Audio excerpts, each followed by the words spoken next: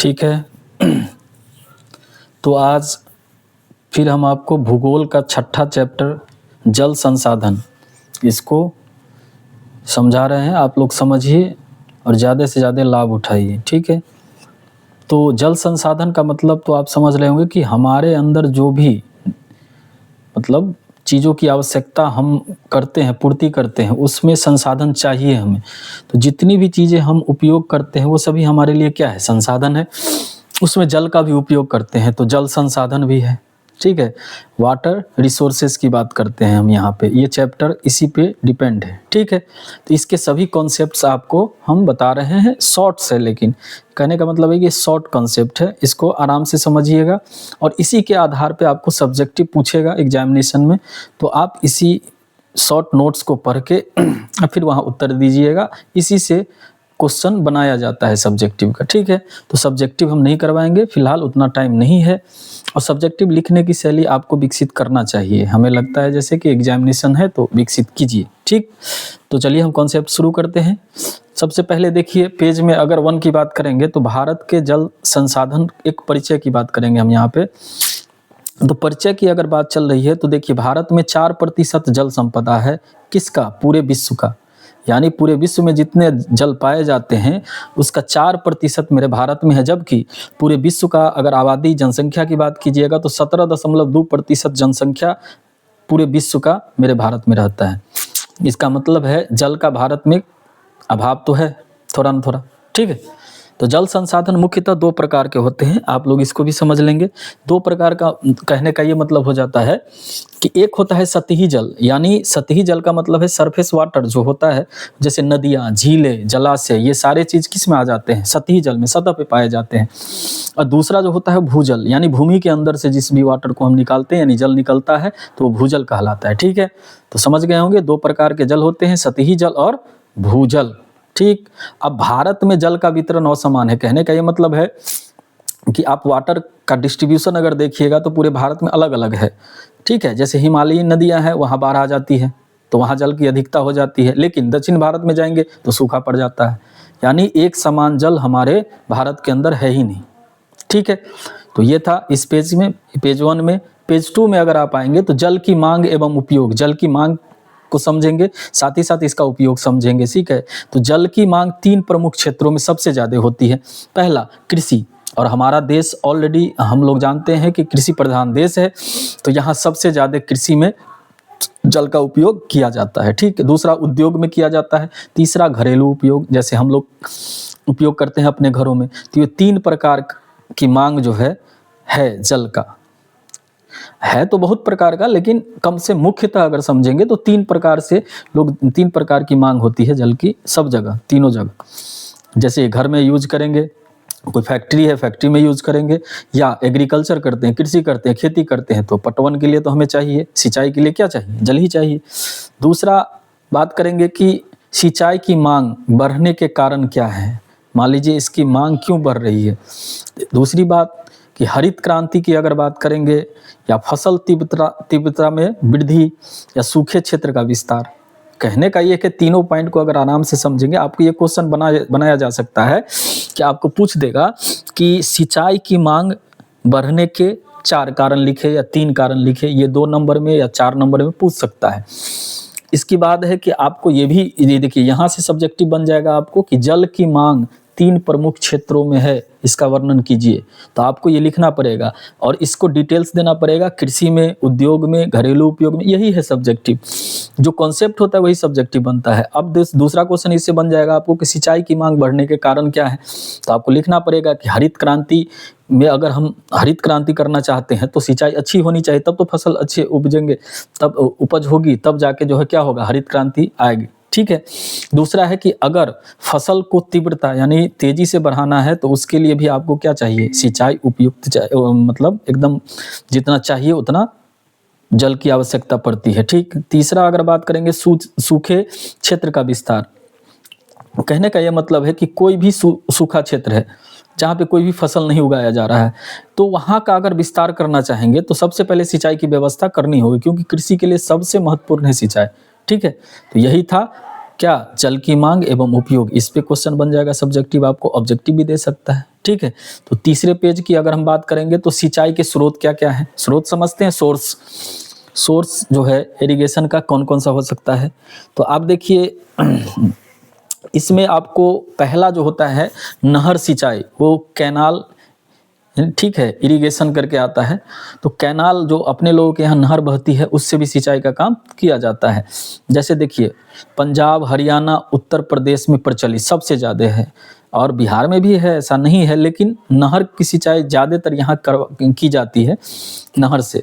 ठीक है, पंजाब में, हरियाणा में, उत्तर प्रदेश में ये सबसे ज़्यादा प्रचलित है।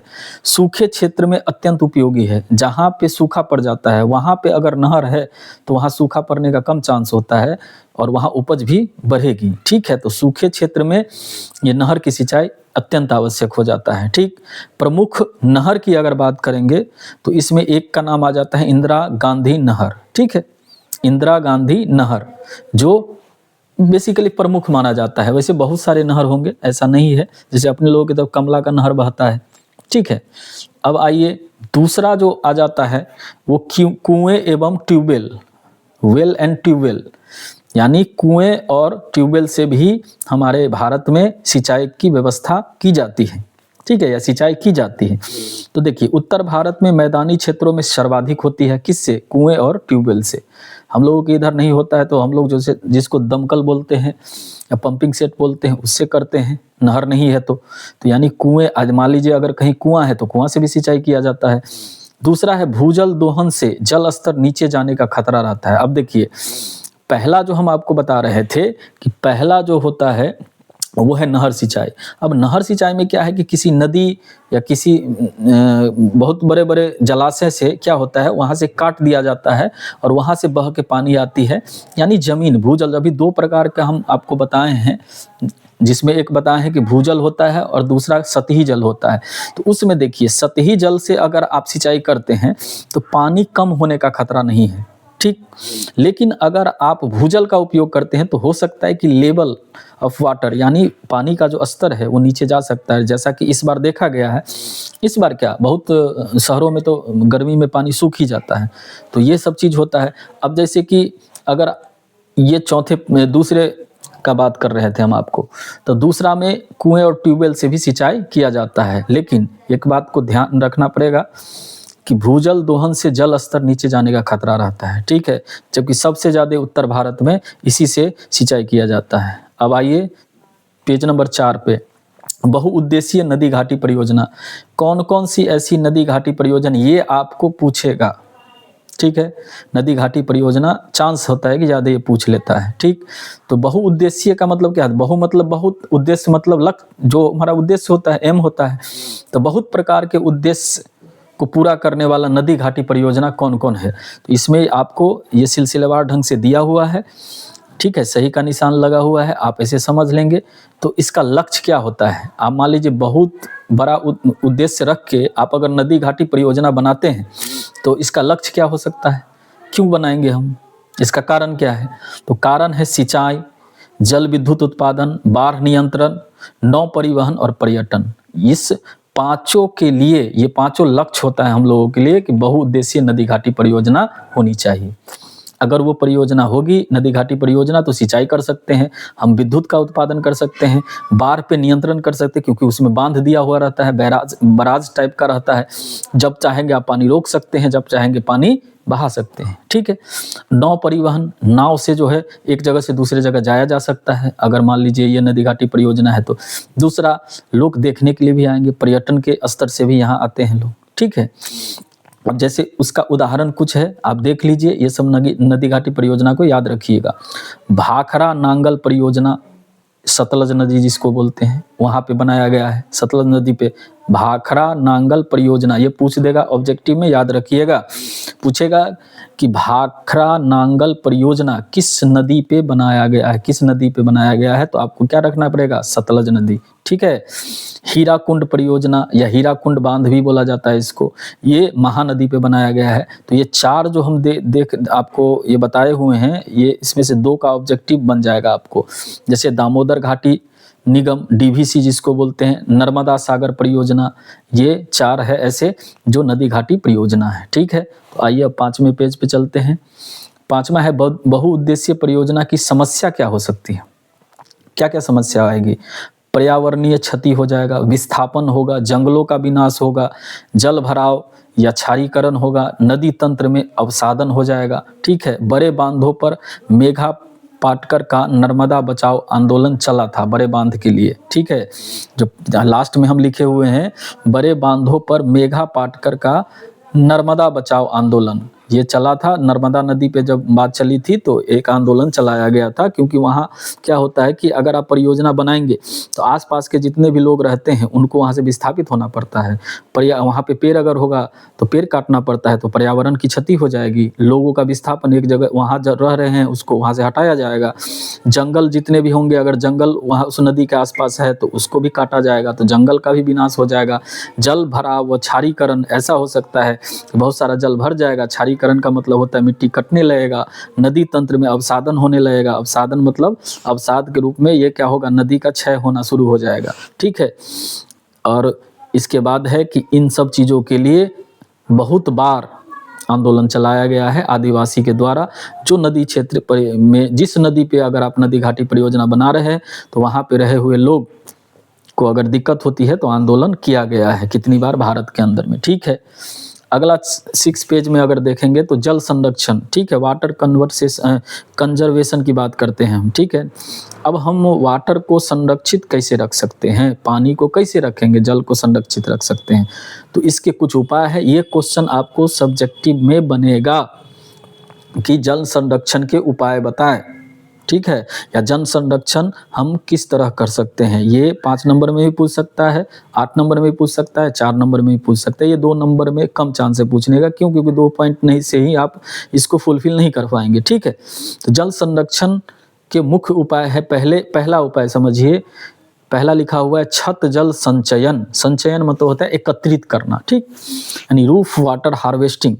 अगर आपको करना क्या है, जब वर्षा होती है तो छत पे एक आप बना लीजिए कुआं टाइप, क्या बोलते हैं, ईंट से चारों तरफ घेर के इतना बड़ा हौज बना लीजिए, और वर्षा जब होगी तो उसमें पानी जमा होगा। जब पानी जमा होगा तो जब आपको ज़रूरत पड़ेगी कुछ इधर उधर के काम के लिए तो उस पानी का भी उपयोग करेंगे, तो वर्षा का पानी बेकार नहीं जाएगा। ठीक है, तालाब पुनर्जीवन, कहने का मतलब है जो तालाब सूख रहा होता है उसको क्या करेंगे हम उपाय के रूप में, उसको अच्छे से चारों तरफ से क्या करेंगे, ईंट से पक्का करवा देंगे, जाकि किसी प्रकार से वो नदी से पानी का बहाव रोका जा सके, पानी बह नहीं पाए। इससे क्या होगा, तालाब को पुनर्जीवन मिलेगा, तालाब में पानी सूखेगा नहीं। ठीक, इसके बाद है चेक डैम।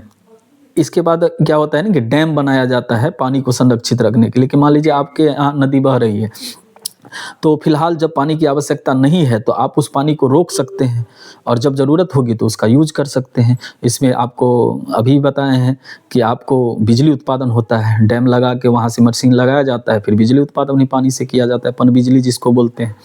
बूंद बूंद सिंचाई या ड्रिप सिंचाई, कहने का मतलब है कि जब हम लोग कृषि के क्षेत्र में सिंचाई करते हैं तो क्या करते हैं, सीधे पानी बह रहा है पूरे क्षेत्र में, लेकिन आप कहीं कहीं जाएंगे जहाँ पे कृषि बहुत उन्नत हो चुकी है, वहाँ पे सब जगह जो है ना छिड़काव वाला ऐसे ऐसे करते हुए मशीन लगा होता है। ठीक है, वो क्या होगा कि जितना ही ज़रूरत है पेड़ पौधों को उतना ही क्या करता है, मतलब जैसे आप लगाए हुए हैं कोई भी अनाज तो उसमें जितना ज़रूरत उतना ही, लेकिन आप नीचे अगर सतह से डालते हैं तो बहुत बहुत पानी बर्बाद होता है। ठीक है, तो इसीलिए बूंद बूंद सिंचाई की क्या करेंगे हम लोग, व्यवस्था करेंगे। ठीक, वाटर शेड प्रबंधन, एक वाटर शेड बनाएंगे, उसका मैनेजमेंट करना जरूरी होता है, जाके हम क्या करें, पानी को एक जगह एकत्र कर पाए। तो ये 5 आपको उपाय दिए हुए हैं, इसको आपको पूछा भी जा सकता है सब्जेक्टिव में। दूसरा है राजस्थान में क्या हुआ था कि परंपरागत जल संचयन राजस्थान में किया जाता है। क्यों, क्योंकि राजस्थान क्या है, मरुभूमि है, वहाँ पानी बहुत कम है, इसलिए वहाँ के लोग क्या करते हैं, ऐसे ही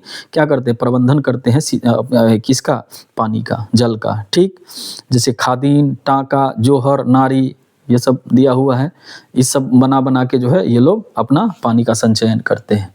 ठीक, 7वें पेज में अगर बात करेंगे कि भारत में जल संकट, अब देखिए ये भी क्वेश्चन बन सकता है कि जल संकट भारत में आएगा, इसका कारण बताइए। ठीक है, तो जल संकट आने का कारण क्या हो सकता है?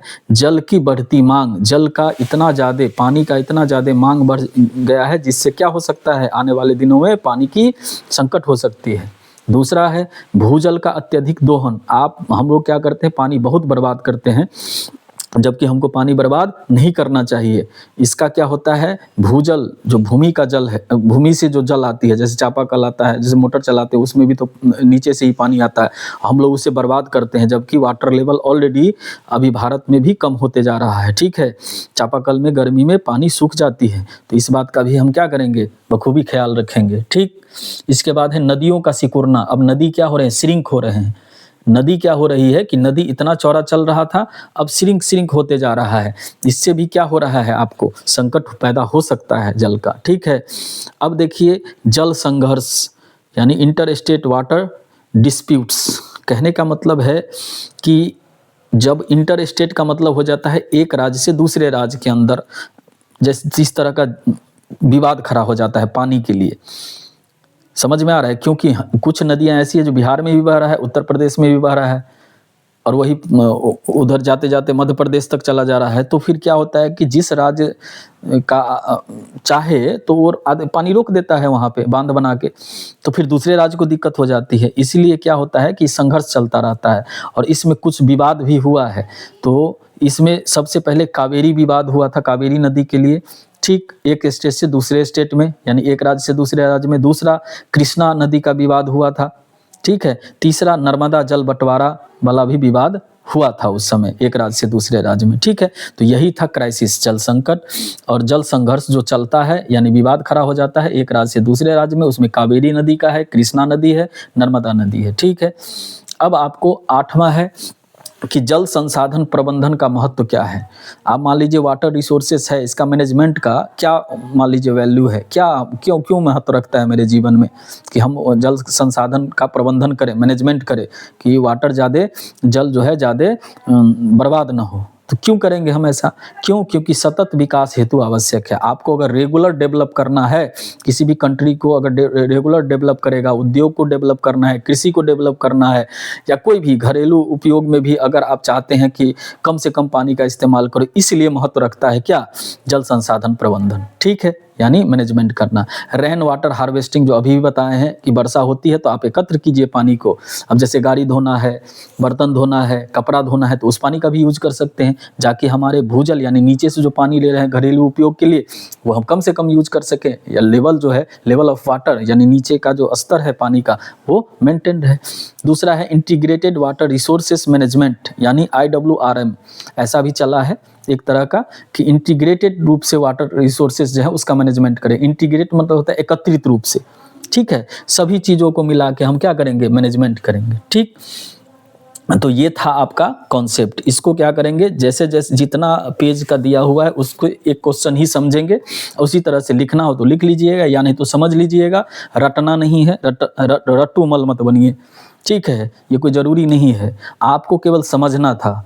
आपको एग्जाम में अपने मन से लिखना है, न कि आप किताबी भाषा, नोट की भाषा या कोई भी कोचिंग संस्थान की भाषा नहीं लिखना है। या हम भी पढ़ा रहे हैं तो मेरी ही भाषा नहीं लिखना है। आप जो उस टॉपिक को समझ पाए हैं बस उसको अपनी भाषा में लिख देना है। ठीक है, उसी से नंबर आपको मिलेगी। ठीक है, तो चलिए अब हम ऑब्जेक्टिव शुरू कर रहे हैं। 50 ऑब्जेक्टिव है, 12th बोर्ड परीक्षा के लिए अत्यंत महत्वपूर्ण है। ठीक, तो शुरू करते हैं। पहला जो आता है कि भारत विश्व के कुल जल संसाधन का लगभग कितना प्रतिशत रखता है, 4%। अब हम ज़्यादा डिस्क्राइब नहीं करेंगे क्योंकि वीडियो लंबी हो जाएगी। ठीक है ना। तो दूसरा क्वेश्चन है भारत की जनसंख्या विश्व की कुल जनसंख्या का, वो बताए ही 17.2%। अगला तीसरा है जल संसाधनों का वितरण कैसा है, असमान है। भारत में कैसा है, असमान है। चौथा है कौन सी नदियां हिमालय से निकलती है, तो गंगा, यमुना, ब्रह्मपुत्र। ये याद रखिएगा, क्वेश्चन पूछ सकता है। ठीक, कि कौन कौन सी ऐसी नदियां हैं जो हिमालय से निकलती है, तो तीन का नाम आप याद रखिए, गंगा, यमुना, ब्रह्मपुत्र, ऐसे भी याद रहेगा। अब अगला जो क्वेश्चन है पांचवा, भारत में जल का सबसे बड़ा उपयोग किस क्षेत्र में होता है? तो कृषि में होता है, क्योंकि हमारा देश कैसा है? कृषि प्रधान देश है। आइए छठा क्वेश्चन से शुरू करते हैं। छठा क्वेश्चन है कि भारत के जल संकट का मुख्य कारण क्या है? जनसंख्या वृद्धि। टोटली समझिए, जितना ज्यादा जनसंख्या होगा पानी का उपयोग उतना ज्यादा होगा, इसलिए जल संकट का मुख्य कारण क्या हो जाएगा? जनसंख्या वृद्धि। ठीक। अब सातवां क्वेश्चन है, सतही जल का उदाहरण नहीं है। अब ये ऑप्शन दिया हुआ है आपके पास, कौन सा ऐसा है जो सतही जल का उदाहरण नहीं? नदी, झील, तालाब, ये तीनों तो सतह पे ही पाया जाता है। भूजल जो है वो सतही जल का उदाहरण नहीं है, तो सही चिन्ह लगा हुआ है, वही आंसर होगा भूजल। आठवां है, सूखे क्षेत्र मुख्यतः कहाँ पाए जाते हैं? पश्चिमी भारत में, पश्चिम के तरफ सूखा क्षेत्र ज्यादा पाया जाता है। ठीक है, ये आंसर हो जाएगा। नौवां क्वेश्चन है, जल का अत्यधिक उपयोग किस क्षेत्र में होता है? सिंचाई में होता है। ठीक, कृषि करेंगे तो सिंचाई करेंगे, स्वाभाविक तौर पे अत्यधिक उपयोग होगा। कौन सी नदी जल विद्युत के लिए उपयुक्त है? तो हिमालयी नदी। क्यों उपयुक्त है बताइए? इसलिए उपयुक्त है क्योंकि वो क्या करती है? वाटरफॉल करता है, यानी ऊपर से नीचे आता है, उससे करंट ज्यादा बनता है। ठीक है, इसीलिए आपको जल विद्युत के लिए सबसे उपयुक्त नदियां किसको माना जाता है? हिमालयी नदियां को। ठीक। अब आइए 11वां क्वेश्चन, भारत में सबसे अधिक इस्तेमाल होने वाला सिंचाई स्रोत क्या है? ट्यूबवेल। बताए हैं अभी, सबसे ज्यादा ट्यूबवेल का इस्तेमाल किया जाता है, यानी भूमि से जल को निकाल के सिंचाई किया जाता है। नहर का बहुत कम यूज किया जाता है। कुछ कुछ क्षेत्रों में, पंजाब हरियाणा जैसे बताए थे, वहां पे उपयोग किया जाता है किसका? सतही जल का। ठीक। अब 12वां क्वेश्चन है, नहर सिंचाई सर्वाधिक कहाँ होती है? पंजाब हरियाणा, बताए ही आपको कॉन्सेप्ट में। 13वां क्वेश्चन है, इंदिरा गांधी नहर किस राज्य में है? राजस्थान में है। अब आपको एक बताए थे नहर के नाम में, इंदिरा गांधी नहर, और ये कहाँ है? राजस्थान में है। ठीक। 14वां क्वेश्चन है कि कुएं एवं ट्यूबवेल सिंचाई किसे प्रभावित करती है? भूजल स्तर को। जब आप सब नीचे से पानी निकालेंगे तो कौन प्रभावित होगा? भूजल स्तर। ठीक है। अब 15वां क्वेश्चन है, जल भराव यानी वाटर लॉगिंग किससे बढ़ता है? तो वाटर लॉगिंग नहर सिंचाई से बढ़ता है। अगर आपको वाटर को रोकना है, जलबद्ध बोलते हैं इसको, तो अगर वाटर रोकना होगा तो आपको नहर सिंचाई क्या करनी होगी? सबसे ज्यादा करनी होगी। ठीक है। अगला है, ड्रिप सिंचाई फायदेमंद है? किसके लिए फायदेमंद है? बागवानी के लिए फायदेमंद है। ठीक है, ड्रिप सिंचाई याद रखिए, ये क्वेश्चन पूछ सकता है। ड्रिप सिंचाई फायदेमंद किसके लिए है? ये क्वेश्चन पूरा नहीं है, केवल लिख दिया गया है फायदेमंद है, समझिए किसके लिए? बागवानी के लिए। ठीक है। 17वां क्वेश्चन है, भारत में सिंचाई का कितना प्रतिशत भूजल आधारित है? यानी भारत में जो सिंचाई किया जाता है उसका कितना प्रतिशत भूजल से किया जाता है, यानी भूमि से निकल के? तो लगभग 60%। समझ रहे हैं, केवल 40% ही आपको किया जाता है सतही जल से सिंचाई। ठीक है, नहरों से, तालाब से, इस सब से। अब 18वां क्वेश्चन है, तालाबों का मुख्य उपयोग। तो तालाबों का मुख्य उपयोग किया जाता है ग्रामीण जल संरक्षण के लिए, यानी गांवों में ही सबसे ज्यादा क्या पाए जाते हैं? तालाब, और वहीं पे जल इकट्ठा रहता है, जल संरक्षित रहता है। ठीक। 19वां है, ट्यूबवेल का सफल संचालन किस पर निर्भर है? जल स्तर पर। अगर आप ट्यूबवेल की बात करेंगे तो सफल संचालन किस पर निर्भर करता है? जल स्तर पे, क्योंकि जब ये जल स्तर आपका कम हो जाएगा तो ऑलरेडी क्या हो जाएगा? ऑलरेडी आपका जो है नीचे का लेवल वाटर का कम हो जाएगा। 20वां क्वेश्चन है कि कुएं की गहराई बढ़ने का संकेत है, यानी कुएं की गहराई जो बढ़ रही है उसका संकेत है कि भूजल का क्या हो रहा है? दोहन हो रहा है, यानी गलत उपयोग हो रहा है। क्यों? क्योंकि कुआं अगर 10 फीट का था, पानी दे रहा था, 15 फीट पे दे रहा है, इसका मतलब है कि लेवल ऑफ वाटर नीचे का क्या हो रहा है? कम हो रहा है। या क्या कर रहे हैं आप? इसका गलत उपयोग कर रहे हैं। 21वां क्वेश्चन है, भाखड़ा नांगल परियोजना किस नदी पर है? सतलज, ये बताए हुए थे। हीराकुंड बांध किस नदी पर है? महानदी पर। 23वां क्वेश्चन है, दामोदर घाटी निगम जो निगम है वो किस नदियों से जुड़ा है? दामोदर नदी से, इसमें दे दिया है इसको। ठीक है, दामोदर नदी पे है। इसके बाद 24वां है, बहुउद्देशीय परियोजना किसके लिए नहीं है? किसके लिए नहीं है? सिंचाई तो के लिए है ही, जल विद्युत के लिए है ही, बाढ़ नियंत्रण के, खनन के लिए उपयुक्त नहीं है। समझ में आ रहा है आपको? किसके लिए नहीं है? खनन के लिए। खनन मतलब मिट्टी को खोदना होता है। 25वां क्वेश्चन है, नर्मदा बचाओ आंदोलन की अगुवाई किसने की? ये क्वेश्चन बहुत ही तागड़ा है। इस क्वेश्चन को तो हम चाहेंगे कि आप जरूर याद रखिएगा। ठीक है, इस क्वेश्चन को क्या करेंगे हम लोग? जरूर याद रखेंगे। अगर नहीं याद रखिएगा तो फिर दिक्कत है। ठीक है, क्वेश्चन है कि आपको नर्मदा बचाओ आंदोलन की अगुवाई कौन किया था? तो मेघा पाटकर, याद रखिएगा। 26वां क्वेश्चन है, परियोजना निर्माण में सबसे अधिक प्रभावित कौन होता है? अगर कोई परियोजना बना रहे हैं तो इसका सबसे ज्यादा प्रभावित कौन हो रहा है? जनजाति। हम बताए थे, जब बता रहे थे, तो जनजाति जो होते हैं, आदिवासी लोग, वो सबसे ज्यादा प्रभावित होते, क्योंकि वो जंगलों में, नदियों किनारे रहते ही हैं, और वहां अगर परियोजना का निर्माण किया जाएगा तो उन लोग को वहां से हटा दिया जाएगा। 27वां क्वेश्चन है, बांध बनने से कोई भी समस्या बढ़ती है, कौन सी समस्या बढ़ती है? अगर बांध बना देंगे तो कौन सा समस्या बढ़ जाएगी? अवसादन का। ठीक है। 28वां क्वेश्चन है, बड़े बांधों पर मुख्य आलोचना, ठीक है, पर्यावरणीय क्या होती है? क्षति। अगर बड़े बांधों पर मुख्य आलोचना की बात करेंगे कि क्या होता है बड़ा बांध बना देने से, तो पर्यावरण की क्षति होती है, ये कॉन्सेप्ट में भी बताए हैं। चेक डैम का उपयोग कहाँ किया जाता है? भूजल पुनर्भरण के लिए। ठीक है, चेक डैम का मतलब होता है कि आप क्या करेंगे, भूजल जो भूमि से निकलती है उसका पुनर्भरण हो जाता है, यानी दोबारा उस अंदर में भूजल भूमि में चला जाता है। किससे? चेक डैम से। ठीक है। 30वां है, बहुउद्देशीय परियोजना का अंतर्विरोध किससे है? किससे अंतर्विरोध चला, यानी विरोध किससे चलता है? तो जल, जंगल, जमीन, संघर्ष। यानी जल का, बहुउद्देशीय परियोजना का मकसद ही होता है जल, जंगल, जमीन, इसी से संघर्ष चलता रहता है कि जल को कैसे रोका जाए, जंगल कैसे साफ करे जाके परियोजना बने, जमीन कैसे एक्वायर किया जाएगा, यही संघर्ष चलता है हमेशा।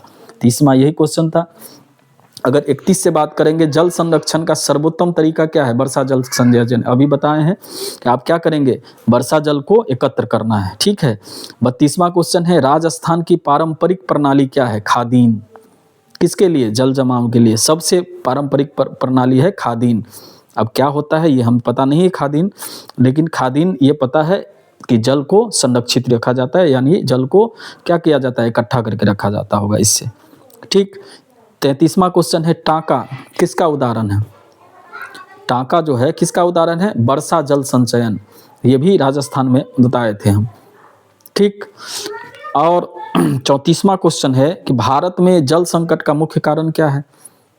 भारत में जो जल संकट हो रहा है उसका मुख्य कारण क्या हो सकता है? मुख्य कारण उसका है मांग अधिक हो रही है, जल खपत ज्यादा हो रहा है, आपूर्ति कम है। जल मिल कम रहा है लेकिन खपत क्या है? सबसे ज्यादा है। यही है जल संकट। अब देखिए, कावेरी विवाद किन राज्यों में हुआ था? ये क्वेश्चन भी आप लोग याद रखिएगा, ये भी एकदम तगड़ा क्वेश्चन है। ठीक है, इसको कभी भी भूलिएगा नहीं कि कावेरी विवाद जो हुआ था वो किन राज्यों में हुआ था? तो ये हुआ था कर्नाटक और तमिलनाडु। ठीक है। 36वां क्वेश्चन है, इंटर स्टेट वाटर डिस्प्यूट्स का कारण क्या होता है? नदी जल बंटवारा। कहने का मतलब है कोई नदी अगर 2 स्टेट से गुजर रही है तो ये स्टेट बोलता है कि हमको इतना पानी चाहिए, इतना क्यूबिक, ये कहता है हमको इतना क्यूबिक चाहिए, इसी में विवाद होता है। ठीक है। तो इंटर स्टेट वाटर डिस्प्यूट्स का कारण क्या है?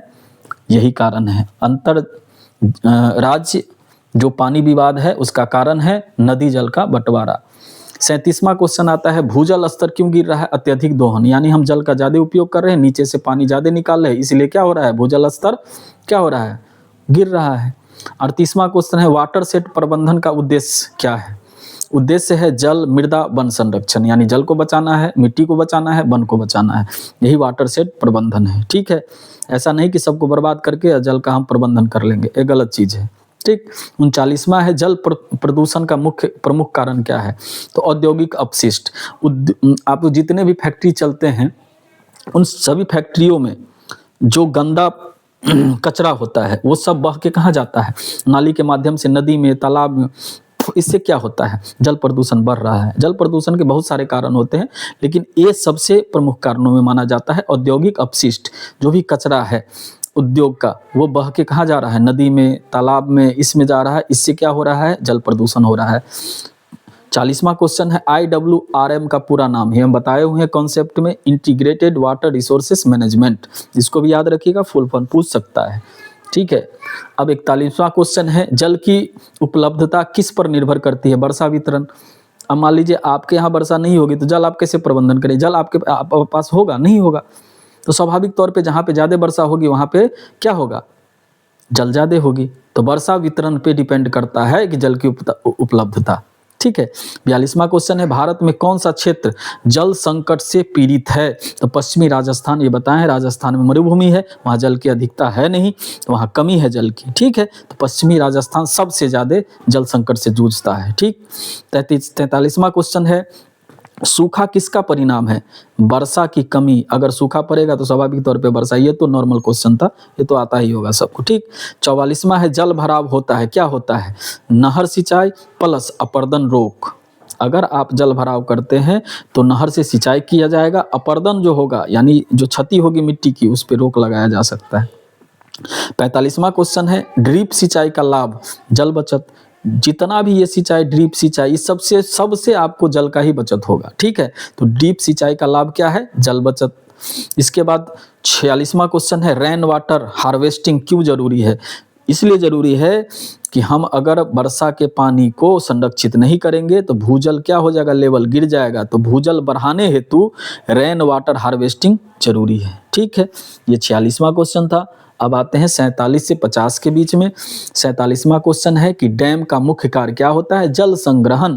कहने का मतलब है जल को जमा करना, डैम का वही काम होता है, ठीक। 48वां है, जल विद्युत किस ऊर्जा का रूप है? नवीकरणीय ऊर्जा, ठीक है। नवीकरणीय ऊर्जा यानी पहले जो पारंपरिक स्रोत से बिजली उत्पादन होता था, उसके बाद से जल से भी जल विद्युत भी उत्पादन होने लगा है। तो किस ऊर्जा का रूप है? नवीकरणीय ऊर्जा का रूप है, ठीक। 49वां क्वेश्चन है, जल संसाधन का सर्वोत्तम प्रबंधन। यानी जल संसाधन का सर्वोत्तम प्रबंधन जो होता है वो होता है कि सामुदायिक भागीदारी, इंटीग्रेटेड क्या करेंगे हम लोग? मिलके सामुदायिक भागीदारी। मान लीजिए आप 10 परिवार रह रहे हैं, तो एक परिवार को बचा लेने से पानी रुकेगा नहीं, हमको 10 परिवार को सामूहिक रूप से क्या करना पड़ेगा? भागीदारी लेना पड़ेगा कि सभी आदमी हम लोग क्या करेंगे? जल को बचाएंगे, जल संरक्षित करेंगे, ठीक। 50वां क्वेश्चन है, जल संकट किसका वैश्विक मुद्दा है? तो सतत विकास का। अगर जल संकट की बात करेंगे तो ये विश्व में सबसे बड़ा मुद्दा होता है। क्यों? क्योंकि सतत विकास के लिए जल जरूरी है। तो यही 50 क्वेश्चन था, कॉन्सेप्ट था। आप लोग आराम से इसको या तो लिख लीजिएगा, नहीं लिखिएगा तो बार बार वीडियो देखिएगा, स्मरण हो जाएगी। और एग्जाम में आपको इस चैप्टर से आने वाले सभी क्वेश्चन या तो सब्जेक्टिव ऑब्जेक्टिव बना पाएंगे। तो आज के लिए धन्यवाद, फिर नए सब्जेक्ट के साथ मिलते हैं।